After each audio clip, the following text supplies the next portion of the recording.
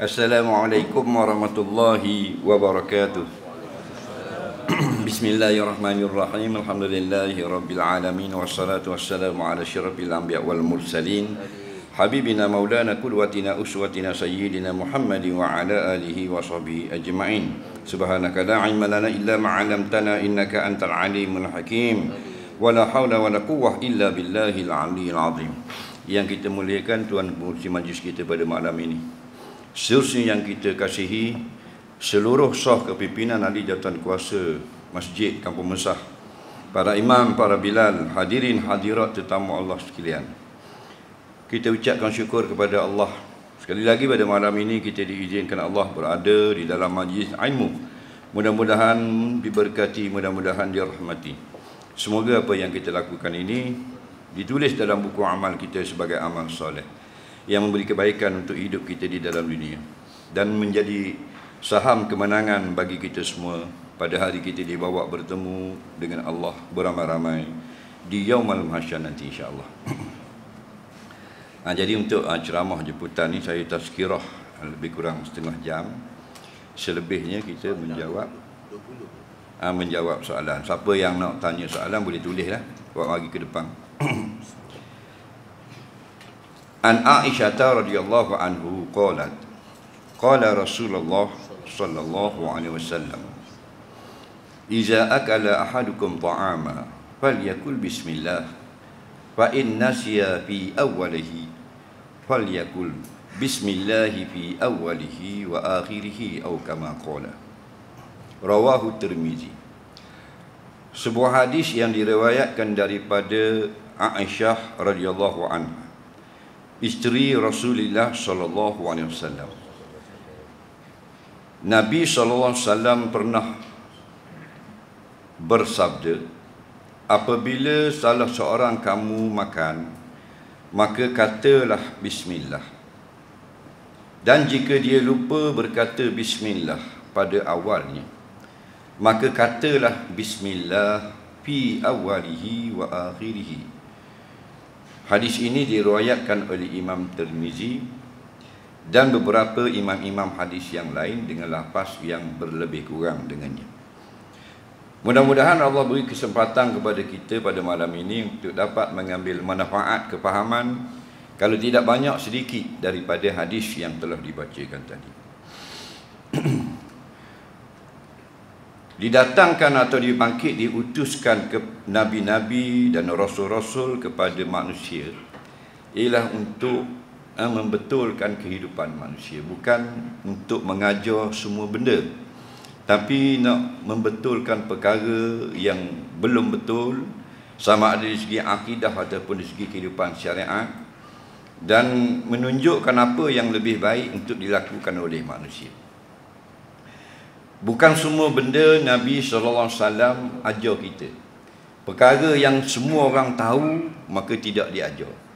Sebab itu tidak ada hadis yang berkata, yang menyebut atau berbunyi, siapa yang lapar perut pergilah makan. Tak ada hadis itu. Kenapa? Kerana itu tak perlu. Bangsa mana pun nak jenis selanjang dalam hutang pun, dia lapar dia akan makan. Tidak ada hadis yang berbunyi siapa yang berasa panah, palanya duduk tengah panah, gilah kat teduh. Tak payah. Nampak? Kerana apa? Kerana memang orang reti belaka. Itu bukan tujuan datang para rasul, para nabi kepada manusia.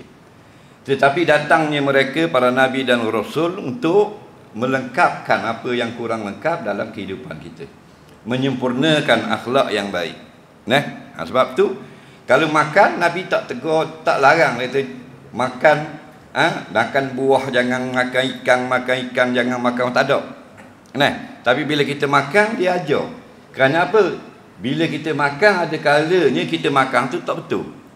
Contohnya, bila makan tidak sebut nama Allah. Kerana semua orang makan, dan makan itu pula fitrah manusia, minum itu fitrah manusia. Contohnya lagi, kalau kita makan berlebih-lebihan, maka datanglah sabda-sabda Nabi melarang makan banyak, bukan larang makan. Datanglah di ayat Quran larang makan banyak, bukan larang makan. Kerana itu dalam Quran Allah sebut wa kulu washrabu Dan makanlah. Dan minumlah. Tapi ingat, wala tusrifu, jangan nebeng. Larang makan ke larang nebeng? Itu. Nah, pasal apa dia tak larang kita makan? Pasal apa Nabi tak larang kita makan minum? Pasal apa Allah Ta'ala tak larang kita makan minum? Kerana itu a'radul basyariah, itu tabiat manusia. Kalau jenis tiang api congok mubus lari, buh biar jalan itu, dia tak minta nasi. Bubuh 4 tahun congok situ kan. Nah, tapi kalau jenis benda yang tabiatnya itu, kejadiannya itu jenis makan dan minum, seperti manusia dan hayawan. Nah, maka dia akan nak makan. Maka jenis makan minum ini, datanglah para nabi menegur beberapa perkara yang kalau tidak diajar jadi tak betul. Contohnya bila makan jadi banyak. Contohnya bila makan tak sebut bismillah. Dalam hadis yang kita baca tadi, membaca bismillah, menyebut nama Allah pada ketika nak makan tidak wajib. Hukumnya sunat. Hukumnya sunat. Apa makna sunat? Ma yusabu fa'iluhu wa la ya'aqabu tariku. Perkara yang kalau kita buat dapat pahala. Dan kalau kita tak buat tidak berdosa. Maknanya siapa yang baca bismillah ketika nak makan kacang, nak makan sekelak, nak makan nasi ke, maka dia dapat pahala. Pahala tu benda apa? Kinayah, ibarat cakap daripada markah yang diberikan. Markah yang diberikan kepada kita, dan markah itu dicatatkan di dalam buku amalan kita. Sama seperti anak kita sekolah, dia ada buku laporan, report card. Nah, apa-apa markah kebaikan anak-anak kita, sama ada sains ke bahasa Malaysia ke fizik, akan ditulis oleh cikgu di sains. Nah, markah itulah yang menentukan kejayaan anak itu dalam hujung persekolahannya nanti. Maka markah buku amalan kita inilah yang akan menentukan kita menang atau kalah bila ditimbang pada yaumul hisab di akhirat nanti. Nah, kita baca bismillah sekali, ping ditulis satu markah contohnya. Yang ni markah pahala. Gitu juga dengan dosa, maksudnya kinayah rupa sindiran cakap daripada nak markah salah atau satu perkara yang jenayah yang kita lakukan dicatat dalam buku amal kita yang kiri. Nah, dan akhirnya kanan kiri itu ditimbang. Ada orang yang dengan solat fardu, dengan amalan fardunya saja dia dapat dah syurga Allah. Kerana apa? Kerana contohnya dia tak buat yang sunat, dia buat yang fardu saja. Bila ditimbang di akhirat, contoh amal fardunya, amal wajibnya 1000 kilo dan dosanya 800 kilo saja. Mana berat? Mana beratlah yang pahala. Faham? Pahalanya sudah 1000 kilo. Nah, dosanya 800 kilo. Nah, maka wa amma man saqulat mawazinuhu fa huwa fi 'aisyatir radiyah. Barang siapa bila timbang lebih berat pahala daripada dosa. Bukan tak ada dosa, tapi berat pahala daripada dosa. Pahalanya 1000 kilo, dosanya 800 kilo, dia lebih berat. Maka dia masuk syurga walaupun dia ada 800 kilo dosa. Itu dinaik, dia abaikan, tidak ada ambil kisah dah. Kerana apa? Lebih belah pahala terus masuk tempat yang radiyah, tempat yang diredai, iaitu syurga. Tapi ada orang bila ditimbang dosanya 800 kilo dan ditimbang pahalanya 700 kilo. Mana pahala yang fardu saja, tak ada hak sunat. Maka mana tempatnya? Wa amma man khaffat mawazinuhu fa ummuhu hawiyah. Bila ditimbang pahalanya 700 kilo, ditimbang dosa 800 kilo, berat pula dosa, masuk api. Tetapi kalau dia ada pahala sunat, contohnya menyebut bismillah ketika makan. Contoh, dia makan dengan tangan kanan. Nah, contoh benda yang sunat, atau dia baca Quran, atau dia ada sedekah. Nah, anak ayam jatuh dalam lokang, itu angkat bola atas. Ada pahala-pahala sunat. Maka timbang jadi beratlah dengan sebab pahala sunat ditambah, dia dapat syurga Allah terlepas daripada neraka. Sebab tu jangan kita kata dah apa sunat yang kan wajib pun. Kerana kita tidak tahu berapakah amalan kita yang baik, berapakah amalan kita yang jahat. Baik, masa mana kita nak kata bismillah? Masa nak makan. Nak makan tu makan tak lagi? Kata ulama bila sebut makan termasuk syarab, iaitu minum. Tak payah sebut dalam hadis lah. Maksudnya siapa yang nak makan, bacalah bismillah. Siapa yang nak minum, bacalah bismillah. Sama ada makanan dia tu murah, makanan dia poseng dia beli sekut otek. Pergi kedai makcik, cukup cotek koseng. Makcik tu pun buh 3 utir. 3 utir murah lah. Sunat baca bismillah. Atau makanan dia mahal. Mahal ni kalau makan di Kuala Lumpur. Nak Kuala Lumpur ni kalau kita makan steak tu, steak tu tahu tak? Sini ada steak. Ada, takkan tak ada. Bukan mesah zaman dulu. Tahun 80-an tu nak siapa mesah, jeng jumpa gajah depan tu. Faham lagi? Macam sarang komunis. Lenin dah tadi kita duduk dadah 27 minit apa sini ya. Macam kau lupa dah mesah. Tahu tak? Satu steak tu 499 harga sekeping. So tu 499. Kalau kita pergi bandar tu kedai hak mahal sekali 45 ya sekeping. 45 ya. Kalau Bukit Bayung 6 ya. Bajet 499 tak ada kira mahal mana pun. Baca bismillah. Kerana semua itu rezeki Allah. Allah bagi kepada rezeki kita di bumi. Mudak semayang pun makan rezeki Allah, mu semayang pun makan rezeki Allah. Muduk ngatik pagi petang pun yang mu makan dalam mulut itu rezeki Allah. Mu judi zina pagi petang pun hak mu makan ke darah tu rezeki Allah. Ya ayuhan nas, nampak hulu mimma fil ardi. Nampak? Halala, maksudnya wahai manusia, makanlah rezeki Allah yang ada di bumi. Bukan rezeki mak kita beri, bukan ayah kita beri, bukan kerajaan beri, bukan. Siapa beri rezeki? Allah. Dua ni dalil tu kita ngatik. Orang mati ke sini tahlil tak? Ada tak tahlil? Tahlil tak ada masalah. Jangan balas bab tahlil. Tahlil tu tidak wajib. Hukumnya harus. Faham tak lagi? Tak buat tahlil, dia buat amalan lain. Tak buat amalan lain, dia tahlil. Semuanya boleh. Tak usah balas. Balas bodoh. Faham lagi?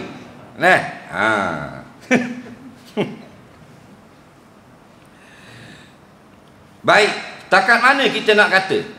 Sekurang-kurangnya bismillah. Sempurnanya bismillahirrahmanirrahim.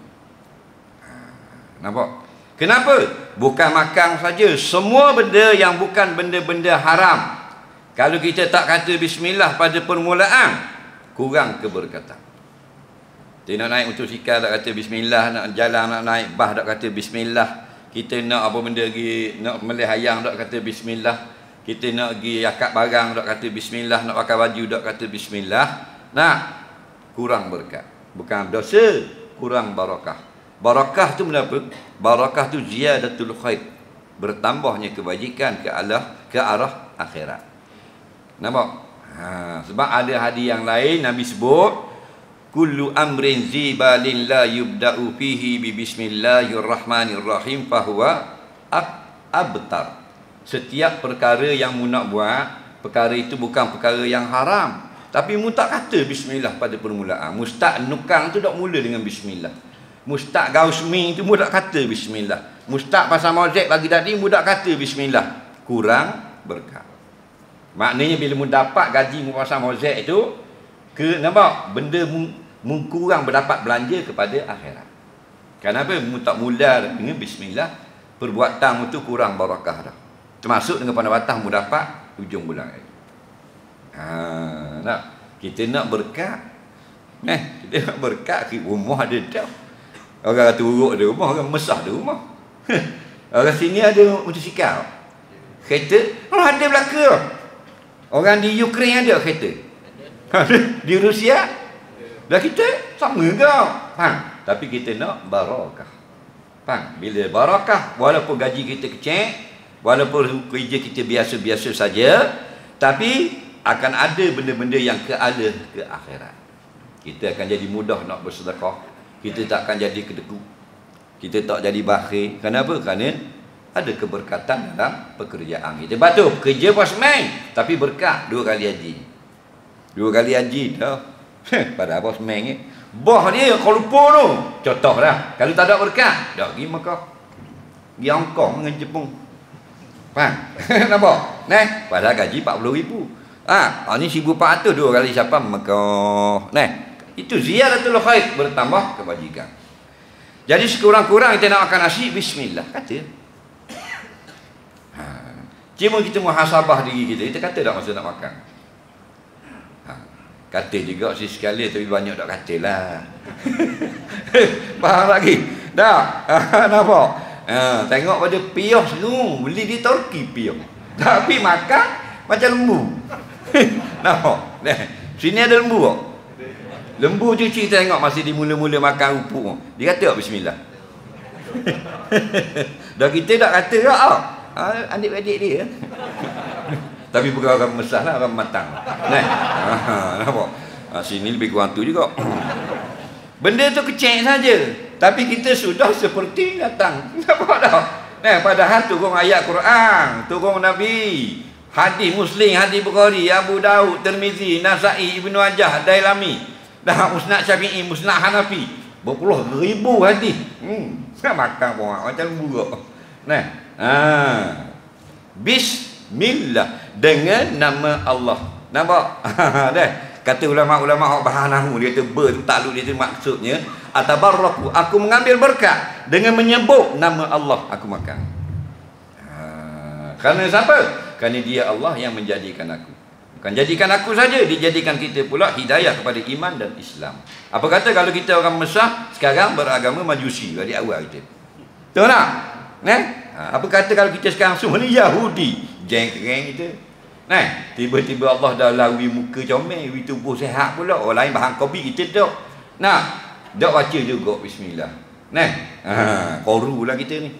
So korang-korang bismillah. Mulakan hari ni juga, balik lagi nasi rumah, bismillah paling kurang. Faham? Pukul 12 lagi lah bini kita waktu sekut jagung pula, bismillah paling kurang. Minum kita juga, kita kopi bismillah. Bila dia kata bismillah dah pada suapan yang pertama, maka tidak perlu lagi dia kata suapan yang kedua bismillah. Tetapi kalau dia kata setiap suapan itu dengan bismillah, maka hukumnya boleh. Nampak? Bismillah ni ayat Quran ke? Tak. Ayat Quran. Imam Syafi'i sebut dalam kitab Al-Um, bismillahirrahmanirrahim, ayatun minal Fatihah. Bismillahirrahmanirrahim itu satu ayat dari Fatihah. Bismillahirrahmanirrahim. Kalau kita baca masa nak baca, nak makan nasi, kita nak makan nasi, bismillahirrahmanirrahim. Kita nak makan pengap, bismillahirrahmanirrahim. 190 pahala. Kerana dia ayat Quran. Nabi kata man qara'a harfan min kitabillah falahul hasanah. Al-hasanah bi asyri amsalihah. Siapa yang kata satu huruf daripada ayat Quran, termasuk bismillah, satu huruf tu dapat satu pahala. Dan setiap satu pahala tu, bis itu ganda 10. Maka bismillahirrahmanirrahim daripada sampai huruf nun belakang ada 19. 19 kali 10 berapa? 190. Satu saat bismillahirrahmanirrahim 190. Siapa sini gaji sesaat 190? Kerana menteri seminit baru 60 riyal. Faham lagi? Tahu tak? Seminit baru 60 riyal seminit. Sehari 4,000 gaji. Tahu tak? Tahu tak? Dana menteri itu seminit baru 60 riyal ni. Satu saat atau 2 saat 190 riyal. Kaya lah kita dah. Apa? Dah kerja dengan Tuhan, kaya. Tahu tak? Kerja dengan orang ni tak rok. Kerja dengan kerajaan tak rok. Tak rok warna 6,000 sebulan. 6,000 sikit. Kalau kerja dengan Tuhan, raka'atani minal fajar khairun minad dunya wa ma fiha. 2 rakaat sunat sebelum subuh. Bila rabang memayang sunat tu, Allah, aku semayang sunat subuh. Kata gitu dalam hati. Allah bayar di akhirat mahal daripada dunia ni dan perut bumi ni. Sini berapa seluk tanah? Soalan mudah. Bukan tanya hok di Kenyek sini orang besar. Tak ada boleh jawab seluk apa? 80 dah. Allah. 80 ham dulu 15,000 betul tak? Ke tak betul? Bapak dah biarlah dia kau naik sama. Tak? Kalau orang puang namanya berapa ni kalau SPM? Tanya saja kalau murah nak kat seorang dah. Berapa? 15. Ya tau. Macam kuatang tau. Tu kata hidup kita tau. Kau naik semua, kau naik semua. Nah, bila nak turun? Kat ngundi tu. Jangan politik. Baik, balik kita pada bismillah.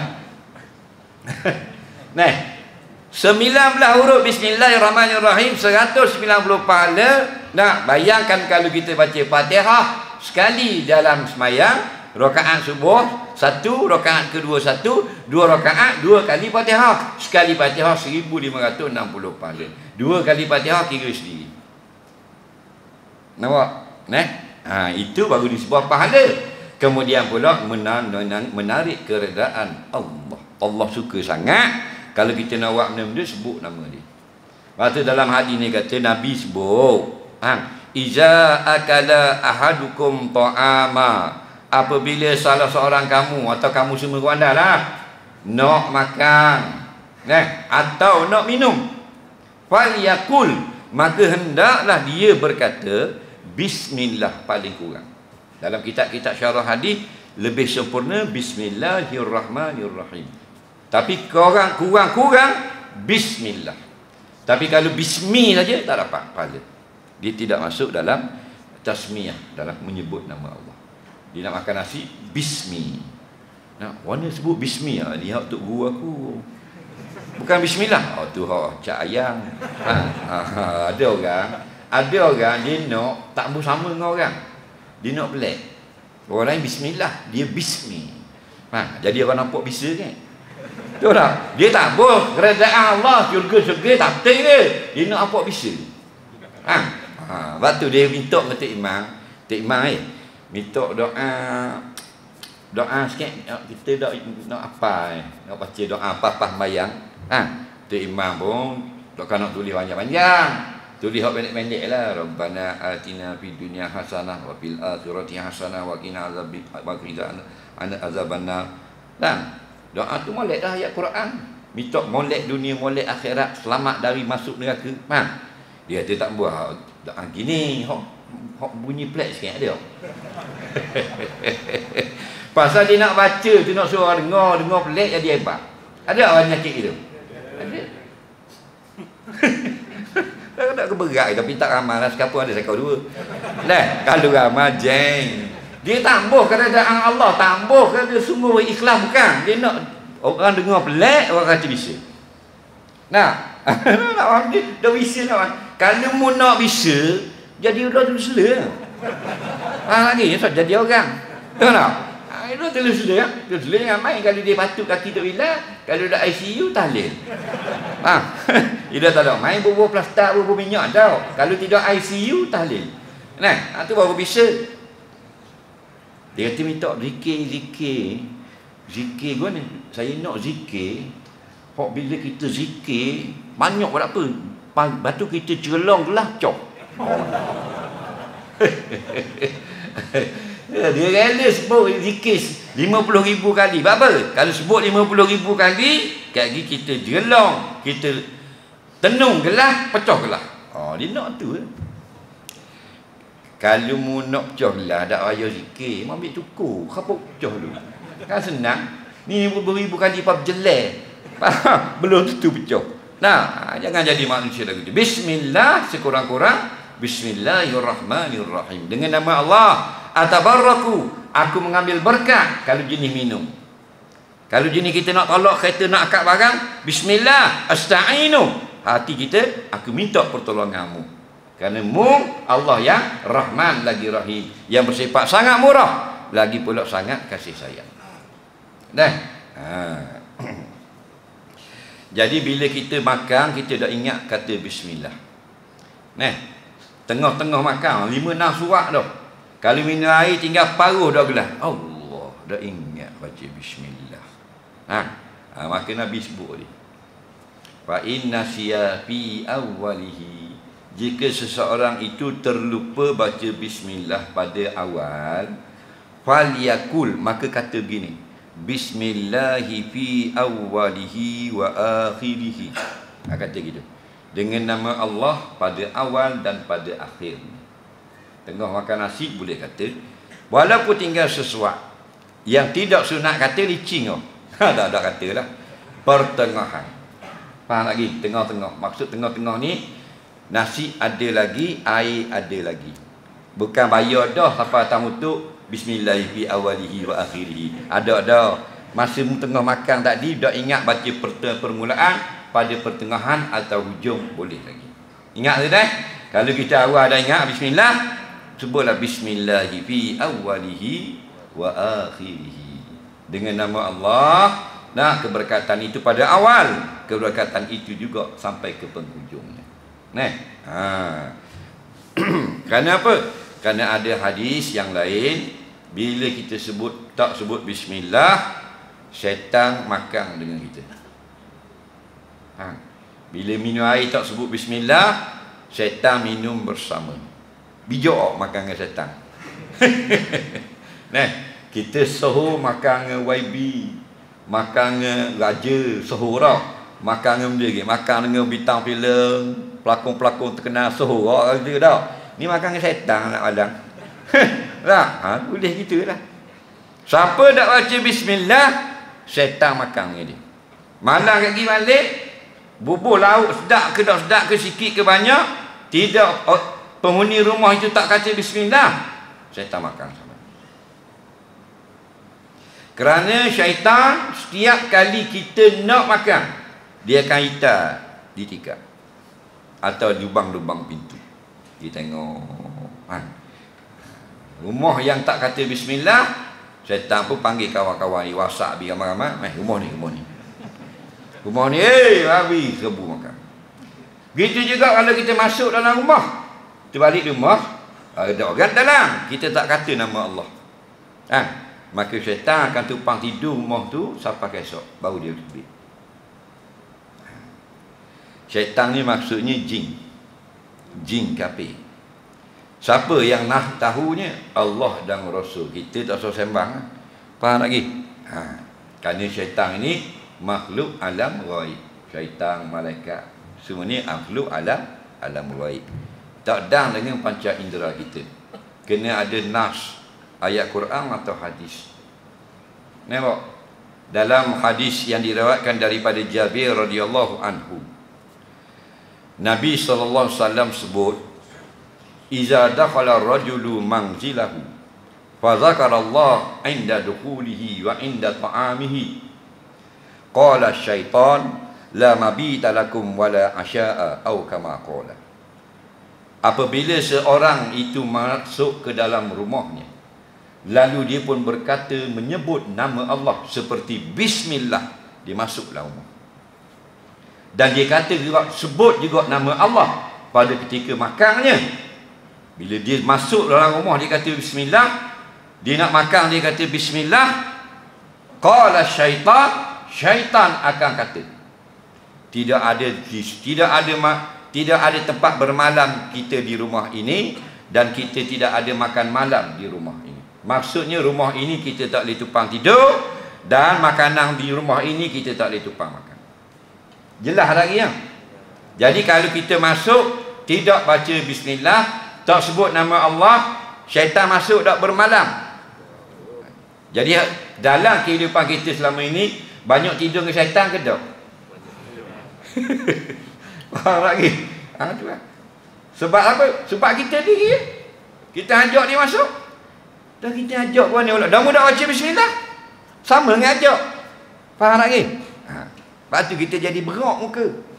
Dah tidur dengan iblis, tidur dengan jin bersik atau kopek. Syaitan kan? Nah, ada. Ni dalil ni hadis ni. Nampak? Tapi kalau kita baca bismillah, syaitan tu dia ngitar tu. Nah, dia ngitar, dak rumah tu imam nak makan ni. Dengan lauk kacang ranggang, dengan kacang panjang, dengan sayur, dengan guna lanah, dengan ayam bulat. Tiba-tiba tu imam bismillah. Syaitan kata gua ni, la asya'a, tak ada boleh makan rumah ni. Maknanya dia tak masuk. Faham lagi? Dalam riwayat Abu Daud, kitab Sunan Abu Daud, Nabi sebut, kalau kita baca bismillah masa nak makan dalam rumah, syaitan hok ngitar tu, tukang ngitar tu lah. Nah, ni tukang ngitar. Baca bismillah. Dia kata, syaitan kata mana? Qala syaitan ma akaltu ma'ahu, aku tidak boleh makan dengan orang ini. Jelas tak lagi? Nak banyak mana lagi dalil. Faham lagi? So jadi nak khabar ke kita perbetulkan keadaan. Sebab kalau kita sentiasa makan dengan syaitan, dengan iblis, lepas tu kita pergerakan kita ke arah ibadat jadi slow, jadi perlahan. Tu nak dah lah masuk jambang dah baca bismillah. Masuk jambang dia baca bismillah. Sebab siapa yang baca bismillah masuk jambang, dia buka luar, syaitan tak nampak yang geribut dia. Jin tak nampak. Betul tak? Kita nak masuk jambang baca Allahumma inni a'udzubika minal khubuthi wal khaba'is. Ya Allah, di luar jambang, aku ini minta berlindung denganmu daripada syaitan yang jantan dan betina di dalam ini jambang. Mana dalam tu ada syaitan ke malaikat? Syaitan. Dalam hadis yang lain Nabi kata satru ma baina aurati ibni adama wa ru'yati syaitan qauluhu bismillah inda dukhulil khala'i atau kama qala. Yang menutup, yang jadi terdinding aurat manusia dari dilihat oleh syaitan bila dia masuk ke dalam tandas ialah dengan sebab dia baca bismillah. Makna kalau dia tak baca bismillah, syaitan nampak dah aurat kita. Nampak. Dia orang masuk nak berak, buang dak luar. Masuk nak mandi, bini kita masuk nak kecing, buang dak kain, kecing lah kain. Faham lagi? Kita duduk tinggal nak berak ni, buat kain, duduklah jambang. Syaitan duk tengok, power. Berderu depan. Nampak? Pasal apa dia nampak? Pasal tak baca bismillah masuk-masuk. Qauluhu bismillah inda dukhulil qala'i. Kalau dia baca bismillah masuk-masuk, syaitan itu terhijab. Dia tak nampak aurat kita. Jadi berpuluh tahun dah nampaknya kita duduk mandi lanjang, syaitan tengok. Betul tak? Ada. Datang kata Allah tua dah baru nak tutup. Faham lagi? Kecup beruk dah baru nak baca bismillah. Itulah kerana apa? Kerana kita jahil. Bila kita jahil boleh tak salah korang? Tak boleh kan kalau kita tak ngaji. Orang kata awaluddin ma'rifatullah, kita awaluddin ma'rifatus sekolah. Bukan salah sekolah. Sekolah saja tidak ilmu agama. Biarlah beriringan. Di dunia hasanah, belajar akademik, belajar sains, belajar tu, belajar ni, sampai universiti, diploma, degree dan sebagainya. Tapi wafil akhirati hasanah, belajar juga untuk kebaikan akhirat. Ilmu agama seiringan. Kita tak beleng. Ilmu dunia saja. Betul tak? Ilmu akhirat gitu je lah. Tu pun kalau ustaz lebih sikit mengajar, keling ustaz, kelinjang. Keling ustaz, kelinjang. Tak berhenti lagi Natal ni. Nampak tak? Lebih sikit je masa tau. Tapi juga mesah tu matang. Tu benda-benda simple aja, benda-benda kecil saja tau. Sampai syaitan boleh masuk, duduklah rumah tidur berdegang kali. Esok tu tunggu berdegung. Kalau dia naik lah depan duduk. Pasal apa? Pasal syaitan tu berkata bila kita baca bismillah dan kita baca bismillah itu masa nak masuk dan nak makan, syaitan yang tukang wakil tu dia kata mana? La mabita lakum. Kum tu ramah ke sikit? Ramah damai jamak. Hei syaitan-syaitan, jin-jin semua, rumah ini kita tak boleh tumpang tidur. Tuang dia baca bismillah, bukan itu ni. Hei semua jin-jin. Semua, bukan seorang. Bukan seekor jin. Kita tak boleh tumpang makan mana ni. Kerana dia kata bismillah tadi. Rumah tu imam tu bila tu siap.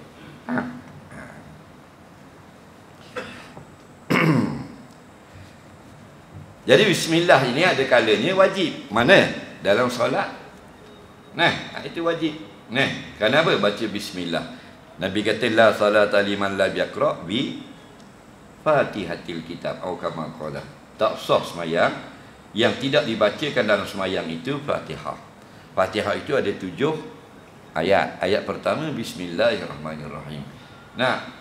Tapi bila dah ia menjadi rukun sembahyang, bacalah betul-betul bismillah. Jangan buang huruf ba tu. Ada orang Bismillahirrahmanirrahim. Bismillah dengan sin, ba tak ada. Faham? Asalnya ba, alif, sin, mim, bismillah. Dihazahkan alif, dikasrati isti'mal kerana banyak penggunaan. Maka terus sambung dengan sin. Kita buang pula ba. Bismillahirrahmanirrahim. Betul tak?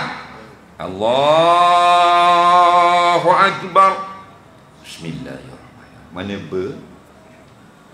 Satu huruf syarat sah membaca Fatihah. Tak usah kita harap susah lah. Hidayatus Sibyan.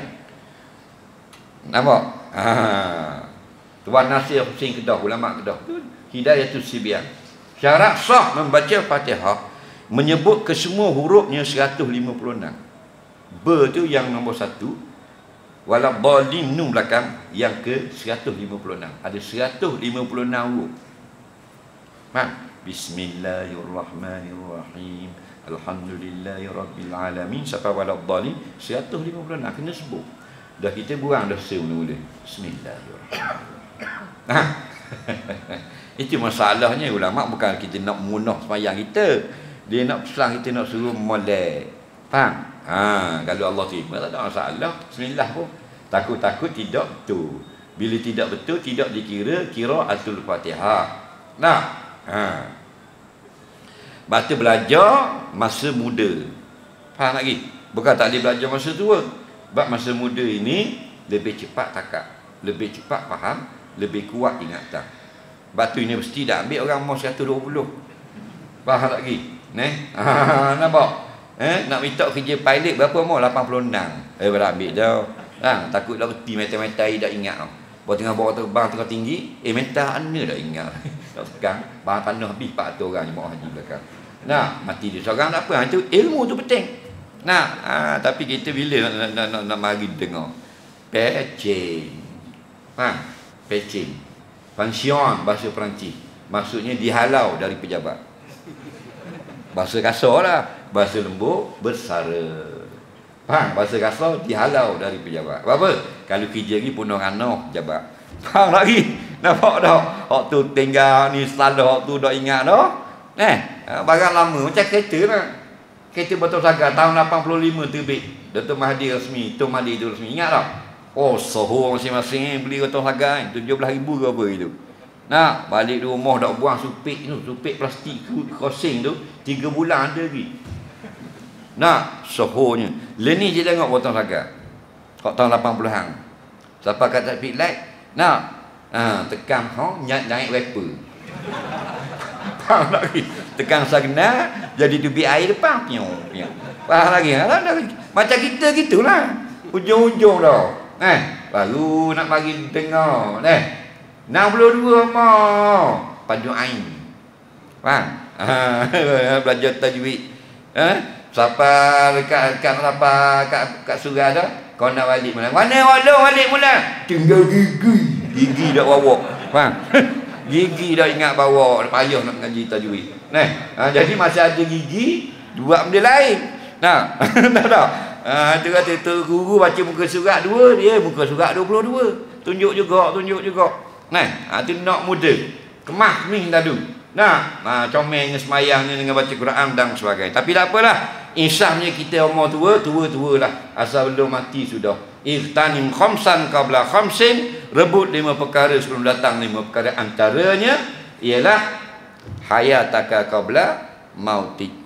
Ketika masih hidup sebelum datang kematian bagi kita. Dan mati balik awal. Nangislah bini kita paling lama 3 hari. 5 bulan lagi bergelewek pula. Bini kita senyum. Apa? Nikah dah. Nikah dengan tukang mandi mayat kita gitu. Faham lagi? Hari masa mandi tu nangis telak dah bini kita. Nangis.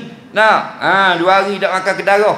Kita ingat ke nak tunggu kubur kita tidur situ. Nikah tak setara dengan poklong mandi mayat. Faham lagi? Itulah kau perempuan. Tak dipercaya. Asal mati je kita, dia nikah selalu. Orang lelaki got setia. Dah mati ke nikah lain pula. Wallahu alam. Kita tengok pula soalan. Sebelum saya menjawab persoalan orang kampung Mesah kita tengok kita lancarkan kutipan sumbangan derma yang macam biasalah untuk kebajikan dan maslahat masjid Kampung Mesah Hulu Terengganu kita ni. Jadi untuk akaun bank masjid ini, siapa yang nak menderma bank rakyat, iaitu 211016278886 Masjid Kampung Mesah. Bil api orang yang sudi nak memberlanjakan dia 220679133507 Jabat Agama Hulu Terengganu. Jadi silakan bangun sekarang petugas untuk memungut derma. Mereka akan menggunakan karung yang warna-warni seperti ini. Comel loteng. Tolong jalankan juga tong-tong masjid, biar bergerak sambil-sambil kita memberi sumbangan derma.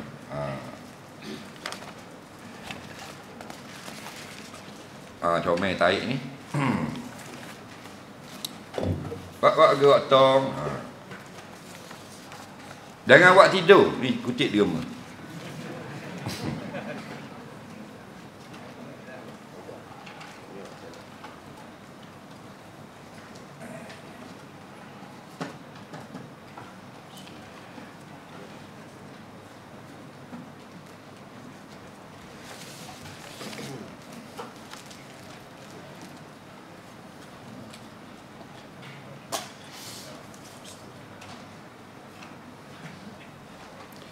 Ini soalan ajak. Baik, sambil-sambil kita memberi sumbangan derma untuk masjid, kita tengok soalan. Soalan yang pertama, bagaimana cara kita nak didik hati kita daripada sombong, takabur dan sebagainya. Dia tak mau jadi sombong, tuan. Kena ingat, siapa yang sombong, dia adalah murid iblis. Kerana iblis tu guru sombong.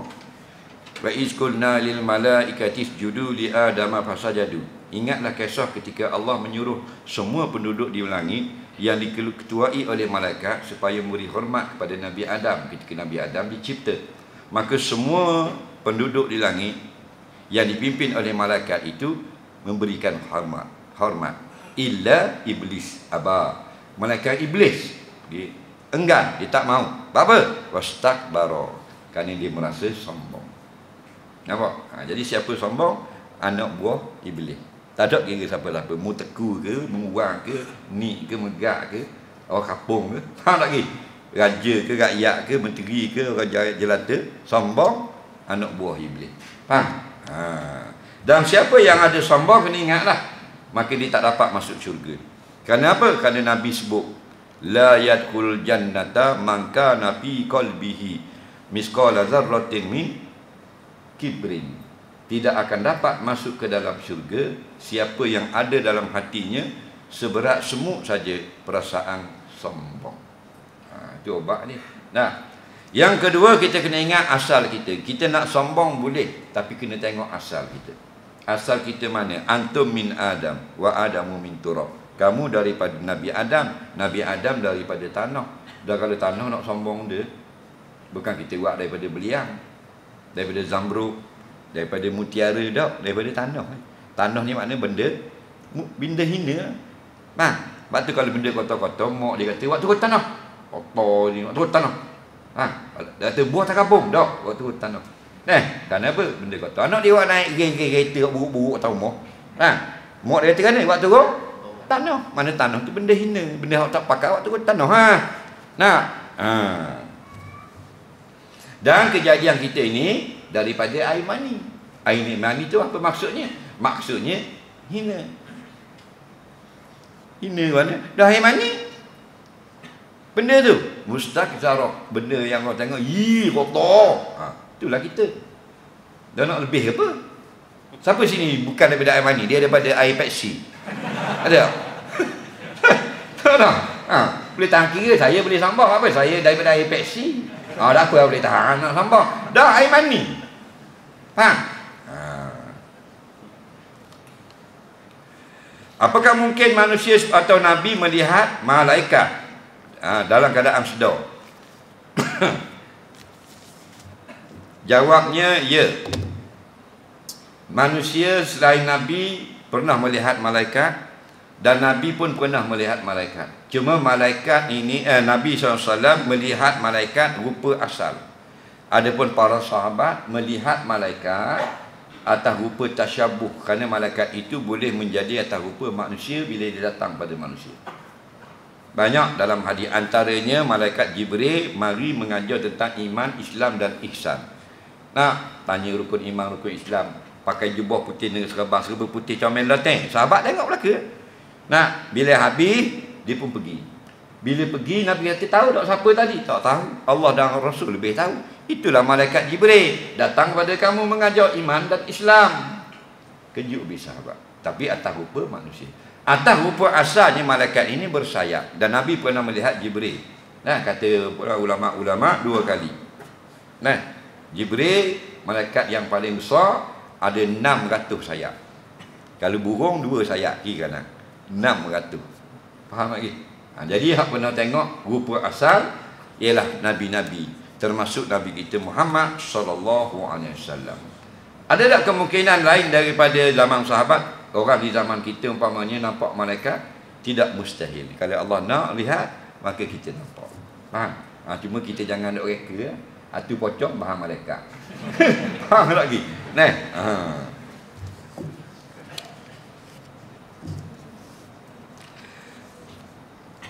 Sepotong hadis riwayat Abu Daud, maksudnya jika sujud salah seorang di kalian, janganlah turun seperti mana turunnya unta, dan diletakkan kedua tangan sebelum kedua lutut. Maksud hadis ini, dimakruhkan turun sujud ialah meletakkan tangan ke bawah dan punggung masih tinggi di atas. Sebab unta dia nak duduk, dia duduk turun gini. Faham? Patut lepuk baru letak gitu. Jadi huduh sangat rupa. Nah, itu. Jadi Nabi serupakan seperti unta. Bukan tidak sah-sah kau kalau buat macam unta pun, tapi tak comel. Begitu juga ketika sujud, Nabi kata jangan sujud seperti anjing. Sujud macam anjing warna pula. Ni tangan, tapak tangan, lengang ni dia buat jatuh atas latar. Macam anjing. Faham lagi anjing duduk. Nah, jadi dia congek sikit ni. Faham? Faham tak? Jadi buat gini. Dah haram tak kalau buat macam anjing? Tidak haram, makruh je. Nah.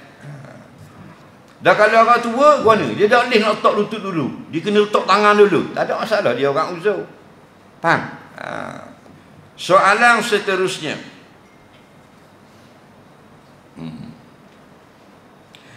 Lepas tu dia kata nak turun sujud tu kena turun lutut dulu ke tangan dulu? Baik. Al-Imam Hanbali mengatakan sunat meletakkan tangan dulu baru lutut. Al-Imam Syafi'i meletakkan lutut dulu baru tangan. Dan bila nak bangun, angkat tangan dulu baru lutut. Faham lagi? Jadi inilah perselisihan antara murid dengan guru. Nah, Imam Hanbali itu murid dan Imam Syafi'i itu gurunya. Nampak? Jadi orang-orang yang mengikut pandangan Imam Hanbali meletakkan tangan dulu. Hukumnya sah sembahyang menurut Imam Syafi'i. Dan Imam Syafi'i menggalakkan letak tangan lutut dulu baru tangan. Dan kata Imam Hanbali sah juga. Maka kedua-duanya sah. Cuma mana yang lebih afdal, itu saja. Faham? Jadi yang kita bermazhab Syafi'i, maksudnya ikut pandangan Imam Syafi'i dan pandangan ulama yang bermazhab Syafi'i meletakkan tangan dulu, lutut dulu baru kaki, baru tangan. Faham? Ini bukan perkara wajib, perkara sunat. Soalan seterusnya. Masa duduk tayat akhir, jari jemari kaki kanan tidak ditegakkan menghadap arah kiblat. Apakah pahala sunnahnya terbatal? Jawabnya tidak terbatal. Sekurang-kurangnya duduk tayat akhir, duduklah macam mana pun. Duduk macam tayat awal pun boleh pahala, duduk macam tayat akhir pun boleh pahala. Al-Imam Syafi'i rahimahullah ta'ala dan ulama yang sependapat dengan beliau mengatakan yang afdal ialah ditegakkan kaki kanan, tapak kaki kanan, dan dilipat jari-jari.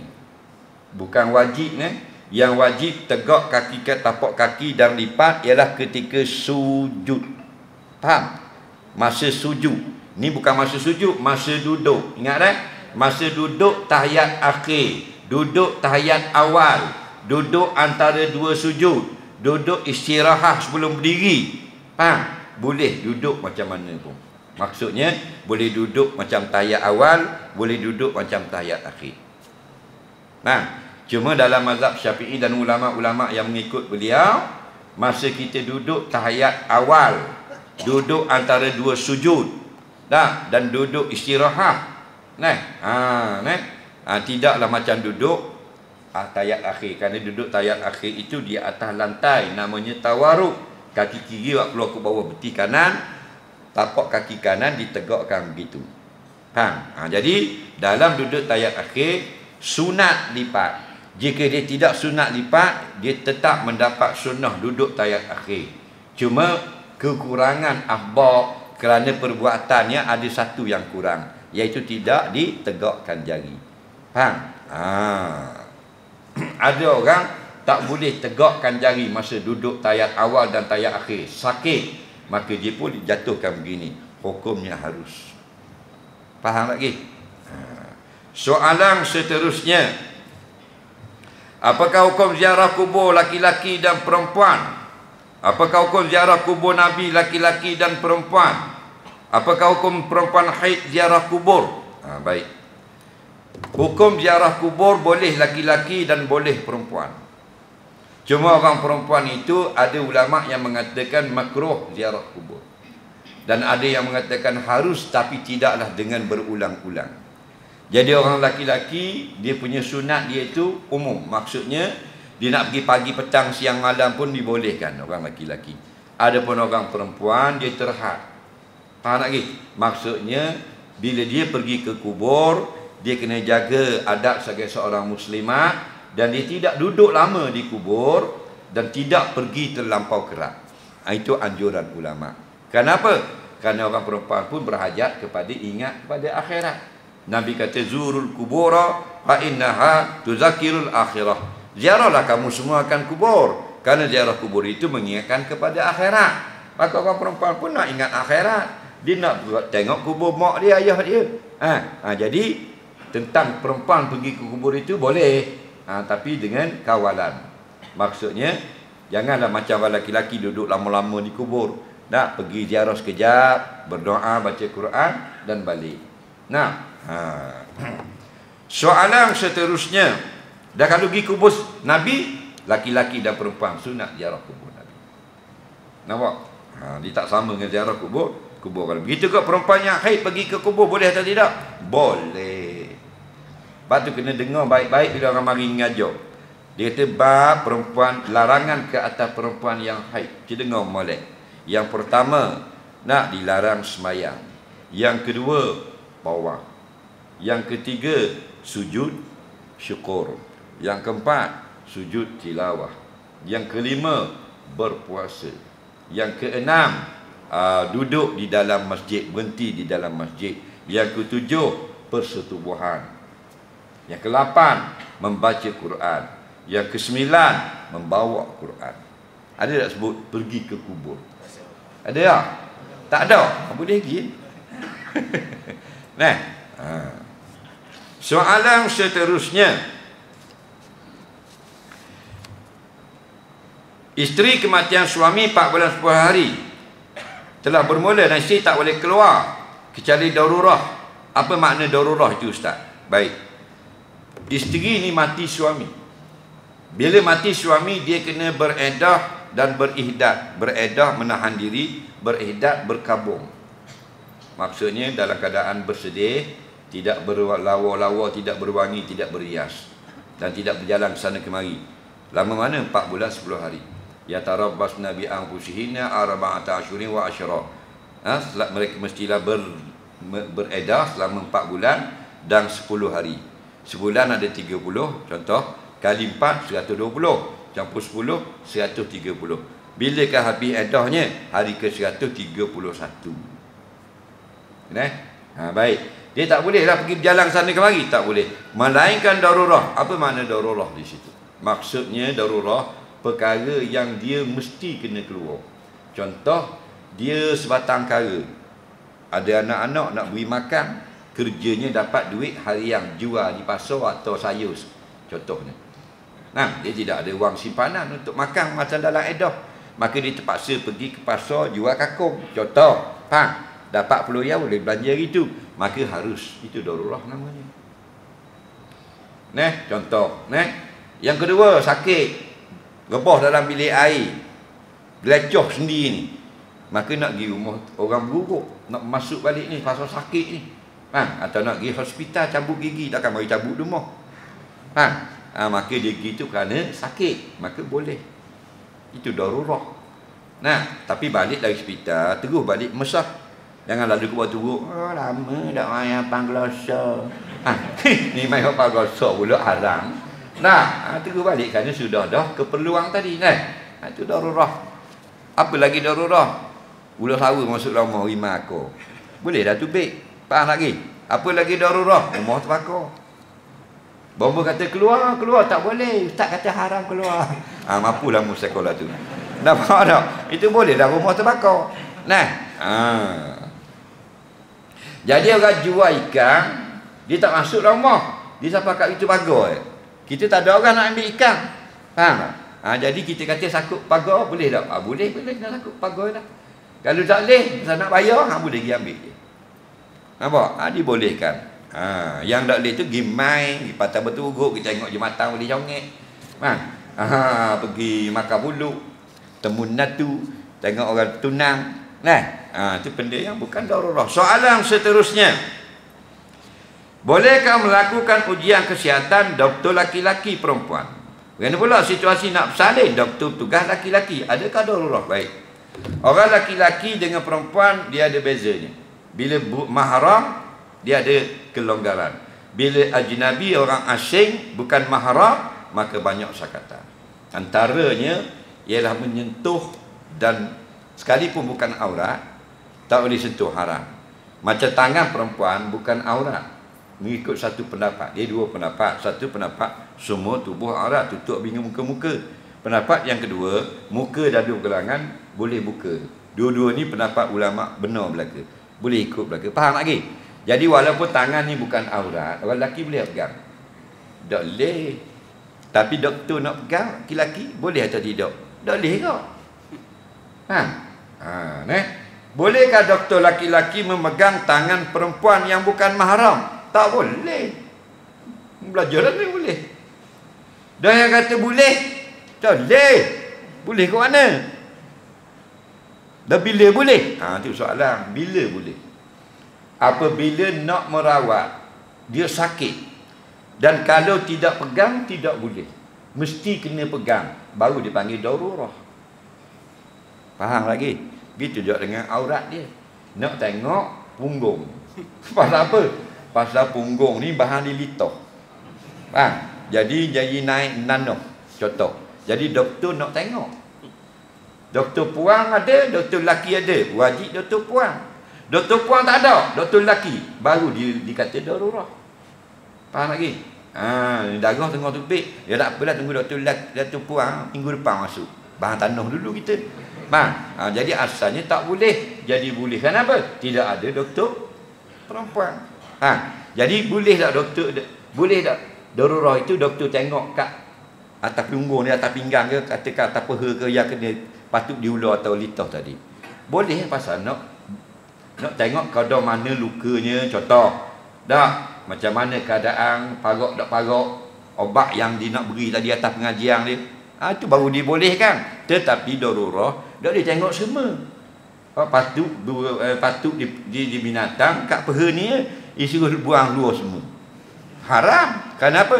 Bila darurah, ad-darurah tu tuqaddaru bi qadariha. Darurah itu hanya diberi qadar yang perlu saja. Jadi qadar yang perlu tengok sini saja. Yang suruh pungi tu apa? Situ haram. Faham lagi? Jadi doktor pun kena mengaji juga. Begitu juga dengan beranak dengan doktor laki-laki. Tak boleh. Melainkan tidak ada orang perempuan yang boleh menyambut bayi. Yang ada ialah doktor laki-laki. Itu pun dihadkan akan pandangan matanya. Sama macam orang mandi mayat. Walaupun mandi mayat lama dah. Dia mula mandi daripada zaman Sultan Mahmud Portugis hari itu lagi. Leni hidup lagi umur 900 tahun. Contoh. Lamanya pengalaman dia. Tak boleh juga tengok aurat mayat. Haram. Maknanya wajib tutup dengan kain. Dan basuh kat luar. Dan kalau dia nak gosok atas mayat, kena pada aurat, wajib pakai sarung tangan. Tak boleh. Faham? Walaupun dia yang paling banyak pengalaman mandi mayat, tetap tak boleh. Gitu juga dengan doktor. Memang tak boleh, mesti kena tengok je kat kulit tu, bahagian aurat itu, kerana nak menentukan jenis obat ataupun banyak mana luka atau macam mana, barulah dimaafkan. Itu pun tuqaddaru bi qadariha, mengikut qadarnya saja. Faham lagi? Soalan seterusnya, jika orang itu buat benda yang tak baik seperti buka aurat atau jadi gangster atau buat suatu konten isi kandungan yang mempunyai unsur maksiat untuk dapat populariti dan mewah, kemudian dia bertaubat, hidup senang, harta yang dia perolehi, yang dia lakukan dahulu, adakah harta itu baik untuk dirinya? Dengar baik-baik. Kalau kita dapatkan harta cara haram, dia ada dua cara. Yang pertama, haram itu berkait dengan harta orang, maka hukumnya lepas bertaubat wajib pulang balik. Tak boleh taubat saja. Contoh dulu dia curi motor tu, masa nano itu. Dan ni taubat dah, kena cari tu orang motor tu atau waris dia, kena bayar atau balik motosikal tu. Kalau motosikal tu tak ada dah, dia kena bayar harganya. Tidak tak sah taubat. Pasal libat harta orang. Kalau binatang dia ambil curi tu, ada lagi kena pulang binatang. Kalau pulang, dia ambil masa perang Jepun itu tahun 40-an. Orang sibuk-sibuk takut ke Jepun lagi, dia ambil seekor anak kambing jerang dia. Dan ni tahun 2022, kambing tu umur 79 tahun. Contoh lah, contoh. Duk atas wheelchair gitu kambing. Faham lagi? Nampak tak? Nah, jadi kena atas mula kambing yang tua tu. Tidak tak boleh, harta orang. Tu kalau harta orang. Betul tak? Jangan main harta orang. Kita lah ni barang ni tipu orang. Jual moktang nipu, jual dukun nipu, jual riang nipu, jual sutong mabang nipu, jual ikan gigi nipu. Makan harta orang cara batil mayang, tak pakai gawari. Akhirat masuk neraka. Tu baru seorang susah dah kita nak pulang balik. Kalau kita jadi menteri, jadi apa, curi wang ke harta rakyat, ejah balok orang patutnya untuk rakyat boleh ke kita, tak rohok kita nak taubat bila-bila. Betul tak? Maka yang kedua, iaitu haram dulu tapi tak libat dengan harta orang. Contoh dia ni orang puang, dulu dia jadi penari tiang. Tahu tak? Sini ada mesah penari tiang. Faham tak? Kalau kelak-kelak malang ada lah. Orang puang dia buat tiang, orang puang tu dia belilik di tiang tu. Lelaki keliling penuh duk tengok.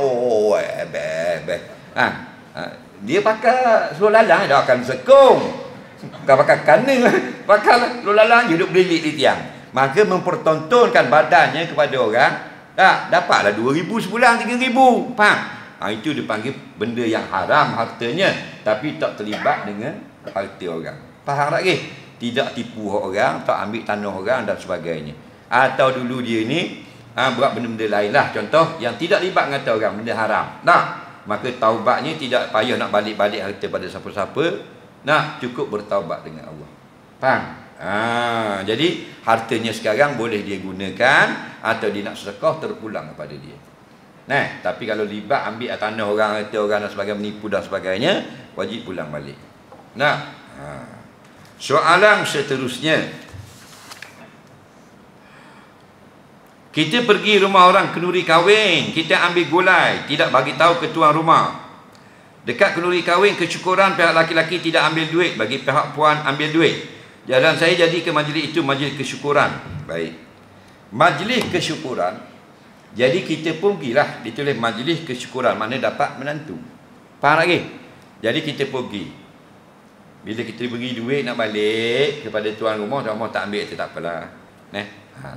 Tapi bila kita, yang bini kita dalam tu jumpa dengan tuan rumah puang, beri 10, ya dia ambil. Jadi soalan dia, adakah betul dinamakan majlis kesyukuran, sedangkan bila bagi duit dia ambil? Jawabnya ya, itu tetap majlis kesyukuran. Kerana beri duit itu Nabi suruh. Faham? Nabi kata tahadau tahabu. Selalulah kamu saling memberi hadiah, akan datang kasih sayang sesama kamu. Nabi tak kata duit, hadiah. Jadi adakah salah tuan rumah orang beri hadiah dia ambil? Cik jawab. Yang tak boleh majlis kesyukuran, buh dikat, lepas tu tulis RM10 satu kepala. Itu baru bukan majlis kesyukuran. Itu orang panggil buka kedai. Faham lagi? Jadi orang tak buat, orang tak minta duit, kita beri hadiah, boleh terima tak?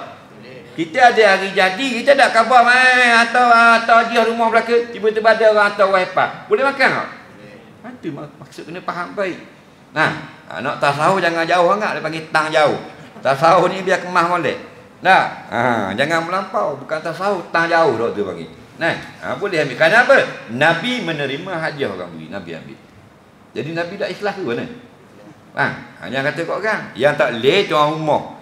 Maknanya ingat tu, esok tu rumah hamba tu bawah tu. Kalau bawa duit pula. Peloya tu paling sikit tu. Tu barulah rosak makna majlis kesyukuran. Faham? Mu buatlah nama makna majlis kesyukuran ke majlis khatam Quran, kalau ada orang bawa hadiah boleh terima. Faham? Soalan seterusnya. Baru ini kanjing besar di kampung kami. Tak kampungmu tu kan. Kampung lain pun banjir kau. Banyak saka ikan pecah. Apakah hukum makan dan jual hasil tangkapan itu? Baik. Bila orang tu dia bela ikan dalam saka, mari banjir jadi ikan tubik. Maka ikan tubik orang pakat takak belaka. Boleh tak makan ikan itu? Jawabnya tengok di mana dia takak. Okey, sarang di mana? Sarang mesah ni dah, biarlah sungai. Beri pecah. Bila pecah, orang pun mari ngai. Ngai kat sarang tu lah. Dah leh. Dah orang ngai ni no di apa benda ni? Manis tu, pas manis tu. Boleh ya? Kenapa? Kerana boleh jadi ikan tu, ikan dalam saka boleh jadi ikan hak ramai. Tapi kalau mari tepi saka tak boleh. Sebab apa? Gini, kalau saka kita pecah, orang lain mari ngai belakang bira tu, kita rasa suka. Suka tak? Jangan buat orang lain gitu. La yu'minu ahadukum hatta yuhibba li akhi ma yuhibbu li nafsihi. Kamu tak beriman sampai kamu buat benda yang orang suka kepada diri kamu, kamu buat juga benda tu pada orang lain. Faham lagi? Okey, sarang dia ni, ikan dia ni, orang lain tak bela. Contohnya ikan dia, tak ada lah sungai Terengganu.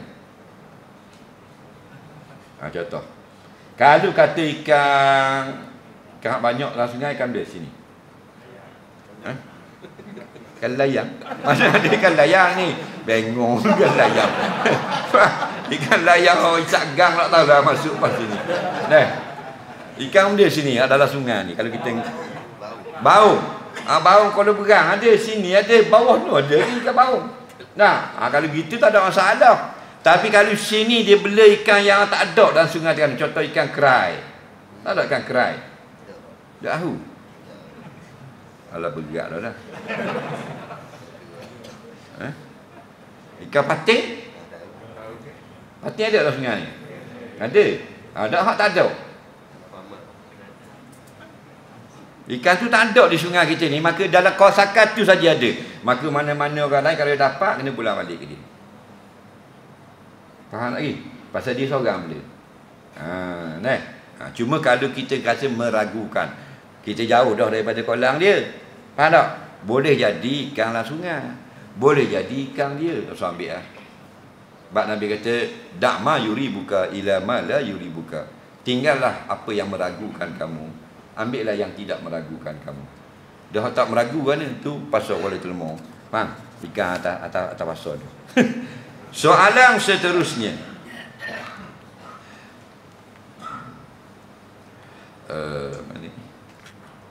Sejak kecil sampai sekarang umur saya dah 60, muda lagi. Selama tu saya tak tengok ayah saya semayang. Saya merupakan bilal masjid, tapi tinggal jauh dengan ayah. Dan saya selalu melawatnya. Adakah saya turut berdosa? Dia tak pernah tengok ayah dia semayang. Dah ayahmu semayang ke tak? Mu duduk 24 jam ayahmu? Tak juga. Masa kita pergi jalan dia tak dia tengok lah. Mungkin dia semayang. Kata kita kena tashih, kena perasah dulu. Tanyalah mak, tanyalah orang yang serumah. Mak dia semayang, mayang raya je. Nampak tak? Tahun sekali semayang. Maka kita ni sebagai anak, ad-dinu nasihah, saling menasihati. Tegurlah ayah. Udahlah ke mana pun, itulah ayahmu. Tak ada jual ada DIY mana pun. Faham tak? Tusalah, busuk kohong buat, tusalah ayahmu. Jadi kita nak dia dapat syurga Allah juga. Jangan putus asa, selalu letakkan doa lepas belakang semayang 5 waktu agar Allah bukakan pintu hati. Untuk mengerjakan solat. Walaupun sekali seumur hidup. Soalan seterusnya, saya dan isteri berpisah, anak besar-besar, bekas isteri saya minta hasil pencarian atas bidang tanah. Saya tak bagi. Dia pun sudah mati. Adakah saya berdosa? Bagaimana nak menebusnya? Dulu dia berkahwin, ada harta pencarian. Bila bercerai, cerailah. Kemudian dia tak bagi harta pencarian itu. Dan dia rasa menyesal sekarang. Sekarang kena pulang balik kepada waris. Faham lagi? Waris dia lah. Waris isteri kamu tu siapa yang masih ada. Contoh dia ada mak lagi. Mak dia dapat. Contoh dia ada anak dia dapat. Nah, jangan harta jangan. Wala taqulu amwalakum bainakum bil batil, jangan makan harta sama kamu cara yang tidak betul. Kita tak senang tak apa, asal harta kita. Nah, kita nak mewah lah lagi, nak pakai kereta 4 juta, nak tahu siapa pakai helikopter, tak ada masalah, harta halal. Nah, kalau haram sakit kita. Nah, pulang balik. Masa kita segar ni memang kita tak rasa apa. Tapi bila kita dekat nak mati, masa memandang tu, dia akan tunjuk skrin nampak segala dosa kita yang kita buat. Masa dekat nak cabut roh. Nampak? Masa tu belalok mata-mata tak lewat benda dah. Masa segar ni lah nak pulang balik atau balik ke orang.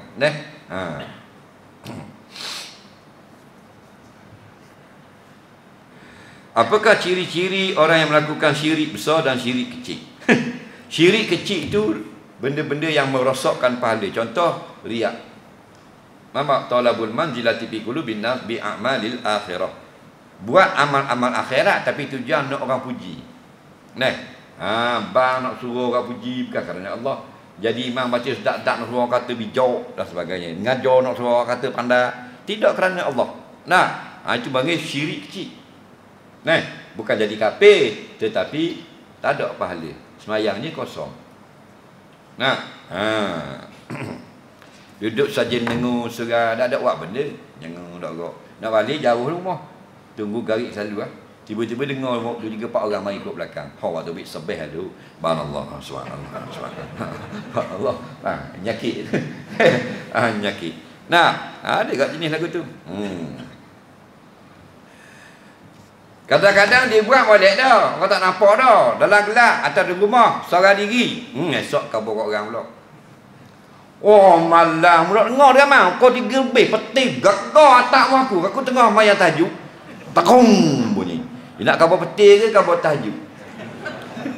Aduh, saya tanya iwadah cedik jolok barang ni.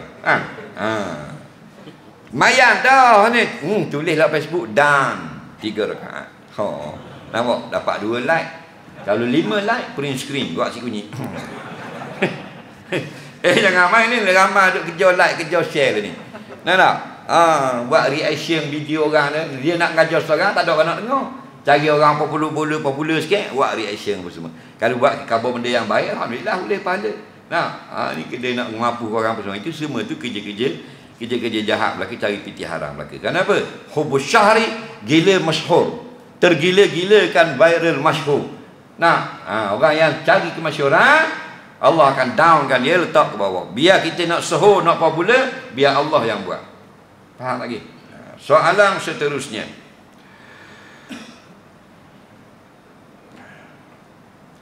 Istighfar lepas mayang yang mana betul? Huwal hayyul qayyum atau huwal hayyul qayyum? Dua-dua betul. Dua-dua betul. Boleh tengok dalam syarah kitab Al-Azkar, kitab Futuhat. Ada i'rab kedua-duanya. Faham lagi? Ada orang kata satu je betul. Hayyul qayyum. Dia belajar sikit. Dia belajar sikit lagi, dia akan kata dua-dua betul. Faham? Iza sahal makna, sahal i'rabu. Apabila sah maknanya, baru sah i'rab ayat tersebut. Jadi boleh kata astaghfirullahalazim alladzi la ilaha illa huwal hayyul qayyum. Boleh juga kita kata astaghfirullahalazim alladzi la ilaha illa huwal hayyul qayyum. Hak tu jadi naat bagi sifat yang sebelum. Hak tu ya kalau baca rafaq jadi khabar bagi mubtada yang dihazaf. Boleh belaka. Apakah keistimewaan makmum bila sebut amin selepas imam membaca Fatihah? Kalau kita sebut amin itu sama dengan imam, dapat ampun dosa. Kalau tak sama, tak dapat ampun dosa. Lepas tu Nabi kata iza ammanal imamu fa aminu. Bila imam membaca amin, maka kamu sebut amin beramai-ramai. Faham? Fa innahu man wafaqa ta'minuhu ta'minal malaikah ghufira lahu ma taqaddama min dzambi aw kama qala. Kerana sungguhnya barang siapa yang menyebut amin sama dengan amin malaikat, dan amin malaikat itu ialah sama dengan amin imam, Allah ampunkan dosa-dosanya yang lepas-lepas. Banyak tak dosa kita masa lalu? Kayak kita kata amin sama dengan imam, ampun dosa. Dah ingat dulu zaman tengok Injustang, tak jelek, tak ting lah tali bising. Betul tak? Pergi pasar kalau berang tengok punggung awet. Tu dosa belaka tu. Betul tak? Maka amin dia sama. Tapi wafaqa tu syarat dia sama. Jangan imam amin kita baru nak amin. Banyak masjid dah sama. Tu imam dia amin belakang. Tu imam baru ada tu imam amin. Masa min tu dia belakang. Pula dah. Tu imam makmum amin belakang. Dah mana gitu. Biar sama. Amin. Dia sebut amin ni dua wajah yang sahih. Yang pertama sebut dengan qasar, yang kedua sebut dengan mat. Faham lagi? Imam-imam sebut dua ni saja. Yang pertama baca pendek amin. Tu. Faham? Tapi kalau amin tu tak ada, salah. Tajwid pun salah, nahwu pun punah-kanah habis. Makna pun lari. Baca pendeknya gini. Amin. Ghairil maghdubi alaihim waladdallin. Amin. Tu betul. Itu qasar panggil. Faham? Al-Imam An-Nawawi sebut dalam kitab At-Tibyan dan kitab Majmu' yang afdalnya ialah baca mat. Panjang. Lagu mana? Ghairil maghdubi alaihim waladdallin.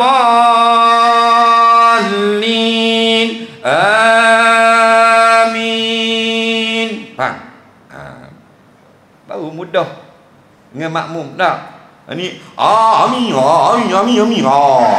Kenapa gitu? Faham lagi? Macam nak jual itik. Soalan seterusnya,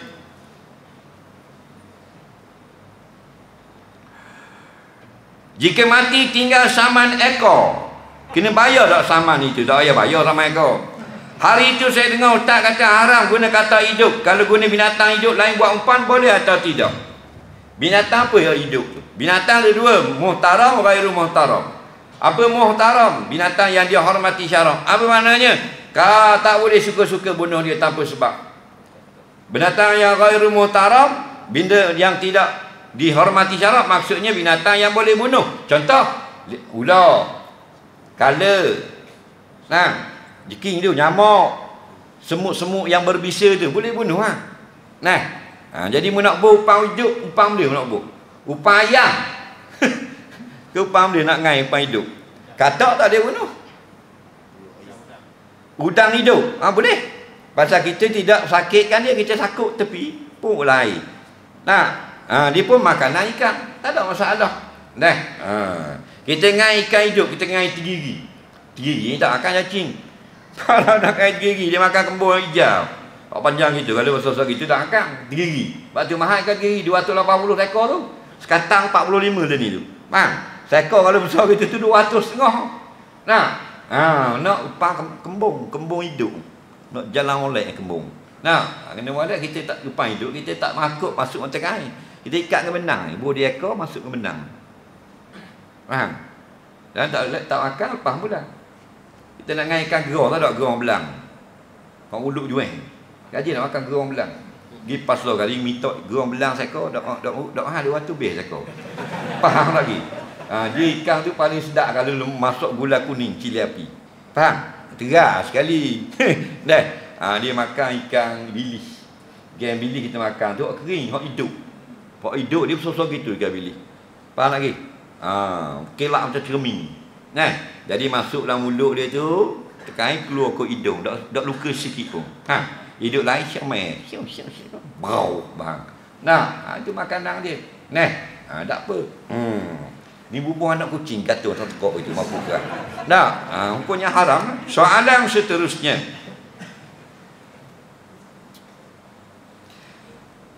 Saya seorang YouTuber, makan hasil video saya di YouTube. Tapi kadang-kadang saya tengok iklan dalam video saya ada kempen perjudian. Iklan seksi tak tutup aurat sebagainya. Adakah hasil itu haram? Tidak haram. Dia alhamdulillah kita tengok YouTube yang di negara-negara sebelah barat kita ini, dia tak ubah ialah harga elan dan sebagainya. Cuma elan-elan biasa sajalah. Kadang-kadang elan perempuan, seluar baju apa semua, dia nampak rambut. Itu tidak menjadikan konten kita itu benda yang haram. Faham lagi? Orang yang terlibat dengan siaran saja mereka yang berdosa kerana mensiarkan iklan begitu. Faham?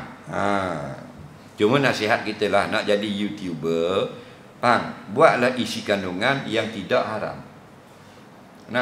Lebih banyak yang haram, dia sendiri tak tutup aurat. Dia buat benda-benda yang seksi, yang orang suka laki-laki tengok, maka view-nya jadi tinggi, bayarannya jadi lebih. Dan setengah-setengah orang tu pula dia ambil ustaz-ustaz ni, dibubuh ni sebelah. Lepas tu dilaga pula jadi balah habis orang. Tu bahaya tu, jenis reaction tu. Itu semua tu jenis namam, tak masuk syurga. Nabi kata la yakulun jannatan namam, jenis laga-lagakan orang seperti ni, seperti dalam YouTube sekarang banyak, tidak akan masuk syurga. Faham? Kena hati-hati. Soalan seterusnya.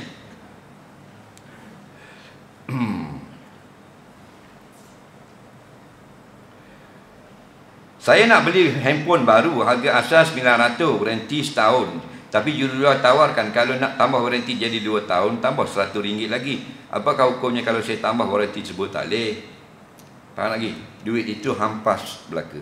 Dan kalau tidak berlaku apa-apa, itulah bayaran yang tidak ada apa-apa pun. Sebab itulah dalam bab insurans, dia ada yang Islami dan yang tidak Islami. Tak salah, waranti setakat ada itu saja yang datang daripada kilang, begitu saja sudah.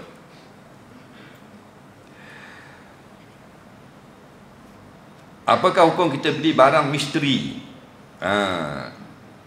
dan unclaimed parcel? Maksudnya kita beli barang, kita tak tahu apakah isi kandungannya. Jawabnya tak boleh. Dalam bab jual beli, tidak boleh merugikan salah satu pihak. Jadi kalau begitu, ada kalanya penjual untung, ada kalanya pembeli untung. Faham? Jadi bergantung pada nasib, tak boleh. Kita nak beli biar barang tu betul. Mana sepanak ni, tahu sepanaknya. Okey, harga yang awak nak tawarkan RM25. Saya setuju RM25, barang tengok dah. Barang yang dapat, hak kita tengok tu lah, baru sah jual beli. Jadi nak beli ikan, mana ikan? Ikan ada dalam kolam, tapi dah banyak dah tahu banyak mana, tapi ada ikan. Dah nak jual kan, kira awak bayar RM1,000 dah lah. Kalau ikan tu RM300 kan dia kira. Kalau ikan RM1,700 tak rugi pun. Tak boleh kita. Jadi ikan tu akak dengan pukat. Timbang-timbang ikan RM1,000. Bayar RM1,000. Kerana Islam nak jaga, takut salah satu pihak rugi. Soalan seterusnya.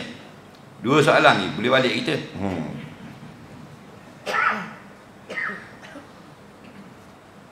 Apakah hukum pihak masjid sayang nak guna BT? Sebab banyak dah duit. Jadi nak kalau guna jadi sikit, jadi biar kau banyak. Sejak kek nampak. Ada juga gitu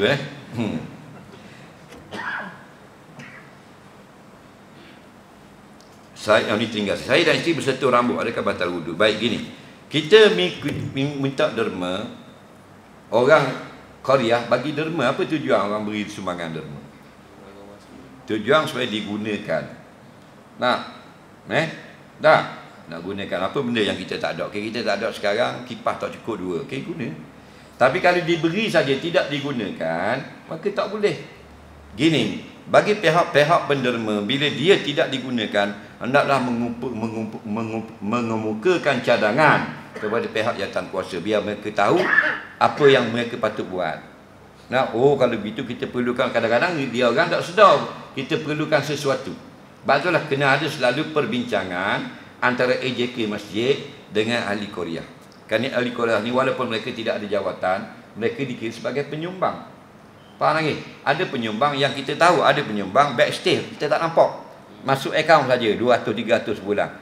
Jadi mereka, korang boleh beri pandangan. Kalau begitu, pihak masjid akan tahu, rupanya orang-orang ni nak kita buat benda lagu ni. Jadi kita mesyuaratkan, adakah patut permintaan orang kampung ni kita gunakan di masjid untuk gunakan sekarang. Jadi akan jadi semakin baik. Nampak tak? Tapi bukan dapat duit dapat duit perabi, buah habis dengan tiga dengan bunga api lilak penuh habis lah. Nampak? Benda-benda tak penting pun perabi kat masjid tak boleh. Soalan yang terakhir, saya dan isteri bersentuh rambut, adakah batal wudu? Ya, kalau sentuh rambut batal wudu kalau terkentut. Dengar baik-baik, dalam mazhab Syafi'i dan ulama yang sependapat dengan mazhab Syafi'i, 4 perkara batal wudu. Yang pertama, keluar sesuatu dari kemaluan depan atau belakang. Faham? Batal wudu. Yang kedua, menyentuh kemaluan. Man massa farjahu falyatawadda. Barang siapa menyentuh kemaluannya maka kena ambil wudu. Faham lagi? Yang ketiga, iaitu tidur. Nabi kata al-ainani wika usahi faman nama falyatawadda. Mata yang tidak tidur itu tahu keluar angin atau tidak, maka siapa yang sudah lena hendaklah ambil wuduk. Yang keempat, aula masdumun nisa, sentuh laki-laki dan perempuan kulit dengan kulit tidak berlapik. Nah, dengar sentuh laki-laki dan perempuan, nah, yang bukan mahram lah, yang kulit dengan kulit tidak berlapik. Yang pertama, sentuh, kena faham. Faham makna sentuh? Kalau berangin aja tidak batal. Sebab situ masu, sentuh. Sentuh kena, kepah kena. Faham? Syarat pertama kena. Kalau berangin, siap gitu. Ada kan panggil berangin? Faham tak berangin? In the air, berangin. Berangin tak sentuh, faham? Tak batal. Yang kedua, laki-laki dan perempuan. Mana kalau laki-laki dengan laki-laki tak batal. Walau laki-laki itu lembut, pakai baju dalam dia. Tak tahu pasal dia laki-laki. Atau perempuan dengan perempuan. Yang ketiga, bukan mahram. Kalau mahram tak batal. Sentuh dengan mak tak batal. Sentuh dengan anak perempuan tak batal. Sentuh dengan cucu perempuan tak batal. Sentuh dengan mak tiri tak batal. Sentuh dengan menatu tak batal. Sentuh dengan kakak tak batal. Kakak ipar batal. Kenapa? Kerana dia bukan mahram. Nampak? Dan yang terakhir sekali ialah kulit dengan kulit. Jadi lain pada kulit tidak batal. Apa yang tidak batal biasanya lain pada kulit? Iaitu kuku, bulu, rambut dan tulang. Kita ketuh tangan kulit tapi kena kuku bini kita, tak batal. Pasal itu kuku dengan kulit. Dia nak kulit dengan kulit. Bila kulit dengan kulit ada rasa. Bila bukan mahram, mazinatu syahwah. Kalau mahram tak rasa gerak. Faham tak lagi? Maka bila gerak itu tidak bersabah dengan adanya wuduk untuk kita berhadap dengan Allah, munajat di dalam sembahyang. Faham? Jadi kuku dengan kulit batal tak? Tak kan? Lepas pada tu apa lagi? Bulu. Kena bulu roma. Faham? Atau kena tangan, kena tiok. Kena bulu tiok bini. Bulu tiok panjang 2 seter. Setuh tak batal. Lagi bulu-bulu misai. Ingat ke kena bibir? Tak, kena misai suami. Tak batal. Bulu kening isteri, kita setuh bulu kening, tidak batal. Atau rambut. Faham? Rambut. Faham rambut? Kita walaupun sengaja, kita nak pergi serah, ada wuduk dah, malah dah ambil semayang. Bang, tolong buat ekor kuda, malah buat ekor babi. Hari ni nak buat ekor kuda. Ekor babi tu pendek tu lah. Ekor kuda panjang tu. Jadi laki pun puak buat ekor kuda. Siap. Batal tak? Kena faham baik. Dan yang terakhir sekali tak batal, tulang. Kita nak pergi dapur, bini kita nak terbit luar, terkena tulang bini, tak batal. Faham tak? Faham tak? Faham tak? Tak faham kata tak faham. Tak faham. Tulang, gigi yang tulang. Bukan tulang keting tu ada kulit luar. Gigi tu dalam kitab-kitab dia kata tulang. Faham lagi? Jenis kebetulan bini dia tu jenis tutup mulut habis dah pun gigi lepak luar lagi. Faham lagi? Tutup habis dah, gigi 5-6 betul lepak luar lagi. Jadi kena. Tak kena mulut, kena gigi. Tidak batal. Jadi mengatuk dengan rambut tadi, walaupun sekali lagi sentuh rambut, tidak batal. Wallahu a'lam. Bismillahirrahmanirrahim. Allah manfa'ni ma'allamtana, allimna bima yanfa'una, rabbana zidna ilma, rabbana atina fid dunya hasanah fil akhirati hasanah wa qina adzabannar. Sallallahu sayyidina Muhammad wa ala alihi wa sahbihi wasallam. Walhamdulillahi rabbil alamin. Assalamualaikum warahmatullahi wabarakatuh.